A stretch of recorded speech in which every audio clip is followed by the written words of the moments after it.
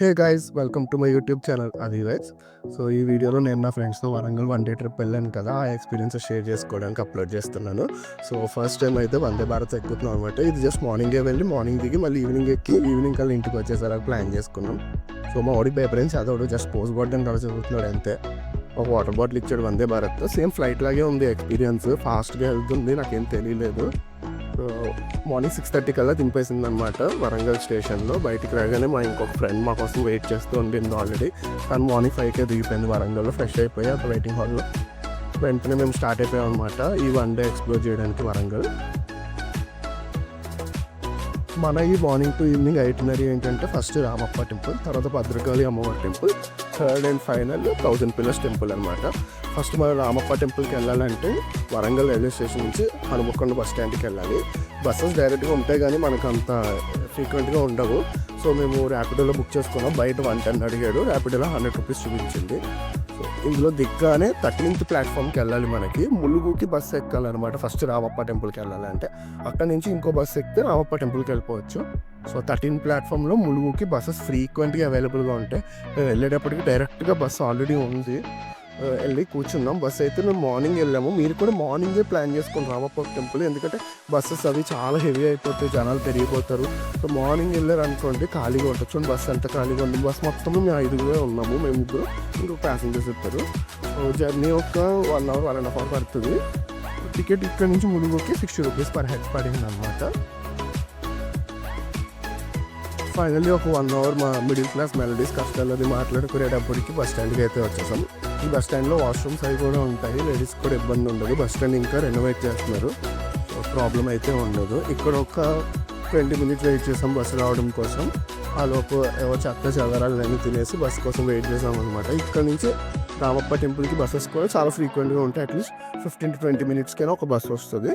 కాకపోతే కొంచెం రష్ పెరిగిపోతుంది, ఎందుకంటే మేము వచ్చేసరికి 9 అలా అయిపోయింది ఆల్మోస్ట్. సో చూసారు కదా బస్సు వచ్చింది. ఇక్కడ వీళ్ళందరూ మ్యాక్సిమం అందరూ రామప్ప టెంపుల్లో దిగే వాళ్ళే.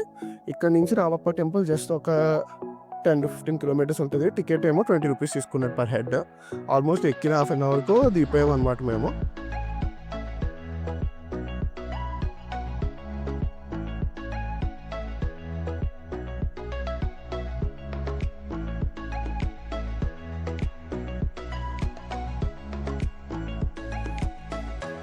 ఇదే రామప్ప టెంపుల్ స్టాప్ అనమాట. ముందుకి జస్ట్ ఒక 300-400 మీటర్స్ నడిస్తే టెంపుల్ అయితే వచ్చేస్తుంది. బస్సెస్ అన్నీ ఇక్కడే దింపేస్తాయి. ఇది ఎంట్రన్స్ గేట్, యాక్చువల్లీ ఇది బ్యాక్ గేట్ అనమాట, మాకు తెలియదు. ఇంకా రైట్కి ముందు నడుచుకొని వెళ్తే ఇంకో 200 మీటర్స్ అది ఫ్రంట్ గేట్. టెంపుల్ అయితే మార్నింగ్ టు ఈవినింగే ఉంటుంది, 6 to 6. సో ప్లానింగ్ చేసుకొని వెళ్ళండి, టైమింగ్స్ అవిను. బస్సెస్ కూడా ఫ్రీక్వెంట్గా అవైలబుల్గా ఉండే చూసుకొని వెళ్ళండి. ఈవినింగ్స్ కొంచెం ఇబ్బంది పడతారు బస్సెస్కి, రిటర్న్ బస్సెస్కి నేను చెప్పేది. మనకు చిన్నప్పటి నుంచి అంతే కదా, ఏది ఫ్రంట్ ముందు నుంచి అయ్యో అన్ని బ్యాక్ డోర్సే అనమాట మనకి ఇలాంటివి అలవాటు. సో ఎంత తప్పుగా ఎంత హాయిగా బ్యాక్ డోర్లోంచి వెళ్ళిపోతున్నాం ముగ్గురు. సో ఇది బ్యాక్ ఎంట్రన్స్. ఇలా వెళ్ళి ముందుకు వెళ్తే మనకి ఫ్రంట్ ఎంట్రన్స్ వస్తుంది అనమాట, ఆపోజిట్ డైరెక్షన్లోనే. టెంపుల్ అయితే చూడగానే ఫస్ట్ వావ్ ఫీలింగ్ వచ్చింది. ఇక్కడ మేజర్ అట్రాక్షన్ ఈ శివలింగం కూడా చాలా పెద్దగా ఉంది. ఏదో బాహుబలి సినిమాలు ప్రభాస్ చూసుకుంటాడు కదా, ఆ శివలింగంలా ఉందన్నమాట.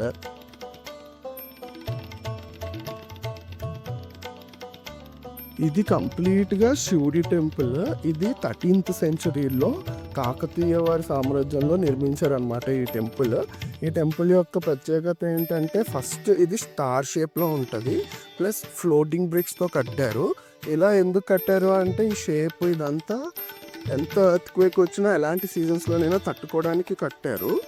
ఇది మొత్తం ఆర్కిటెక్చర్ని, డ్యాన్స్ ఫామ్స్ని ఇలా రిప్రజెంట్ చేస్తుంది, ఆర్ట్ని రిప్రజెంట్ చేస్తుంది. ఎందుకంటే ఇది చూపిస్తుంది కాకతీయులకి ఆర్ట్ అండ్ డ్యాన్స్ ఇవన్నీ ఎంత రెస్పెక్ట్ వాళ్ళకని ఈ టెంపుల్ చూపిస్తుంది అనమాట.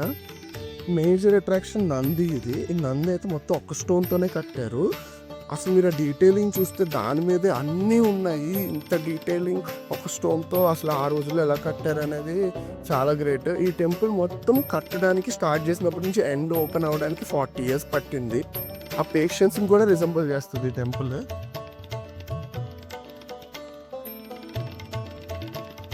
ఈ టెంపుల్‌ని మన పిల్లలకి కాకుండా జనరల్‌గా మన పేరెంట్స్‌ని తీసుకెళ్ళి చూపిస్తే వాళ్ళు చాలా ఎంజాయ్ చేస్తారు. టెంపుల్ బయట ఎంత వేడిగా ఉన్నా టెంపుల్ లోపల చాలా చల్లగా ఉంది. రెండో విషయం ఏంటంటే ఈ టెంపుల్ చుట్టూ మొత్తం ఏనుగుల్ని చెక్కారనమాట. ఒక్క ఏనుగు కూడా ఇంకొక ఏనుగులతో రిసెంబుల్ అయి ఉండదు. లైక్ ఒకటి ఒకలా ఉంటది. వెంటనే ఇంకొక ఏనుగు ఇంకొకలా ఉంటది. అన్ని ఏనుగులు ఒకటి తొండం ఊపుతూ ఉంటది. ఒకటి తొండం స్ట్రెయిట్‌గా అంటే అంత శుద్ధితో ఇదంతా చెక్కారు. 40 ఇయర్స్ పట్టింది ఈ గుడి చెక్కడానికి మొత్తం ఇక్కడ స్టార్ట్ టు ఎండ్. ఈ టెంపుల్‌లో ఏవైతే బొమ్మల్లాగా చెక్కారో అంటే ఆ రోజుల్లో ఈ రోజుల్లో అయితే సినిమాలు, మనకి ఫోన్స్, బుక్స్ ఇవన్నీ రిప్రజెంట్ చేస్తే మనకి ఎలా బతకాలి ఇవన్నీ మనం నేర్చుకోగలుగుతున్నాం ఆపోజిట్ నుంచి. కానీ ఆ రోజుల్లో వాళ్ళు నేర్పించడానికి లేకపోతే మనం తెలుసుకోవడానికి ఈ ఆర్ట్ ఫామ్ ఒకటే అనమాట. ఒక దగ్గర అయితే వైఫ్ అండ్ హస్బెండ్ అబ్బాయి అమ్మాయి ఎలా పెరిగారు, వాళ్ళు ఎలా పెళ్లి చేసుకున్నారు, ఎలా పిల్లల్ని కన్నారు, పిల్లలతో ఎలా లైఫ్ లీడ్ చేశారు అంటే సైకిల్ని రిప్రజెంట్ చేసిన అంటే మీరు ఇలా చెయ్యాలి అని ఒక చోట బాగా చెక్కారు. చాలా బాగా నచ్చింది.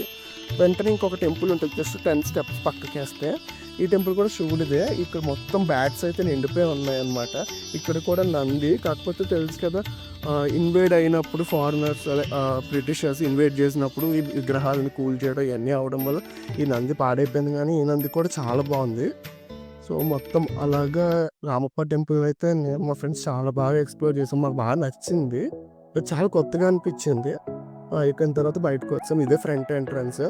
అది అయ్యి మేము బయటకు వచ్చి మొత్తం వరంగల్ వచ్చాము. ఫుల్గా లంచ్ చేస్తాము ఒక ప్లేస్లో. నెక్స్ట్ మధ్యాహ్నం నుంచి భద్రకాళి అమ్మవారి టెంపుల్ చూసుకుంటున్నాం అనమాట. అక్కడ నుంచి ర్యాపిడో బుక్ చేసుకున్నాం. వరంగల్ బస్ స్టాండ్ నుంచి 50 రూపీస్ తీసుకున్నాను భద్రకాళి అమ్మవారి టెంపుల్.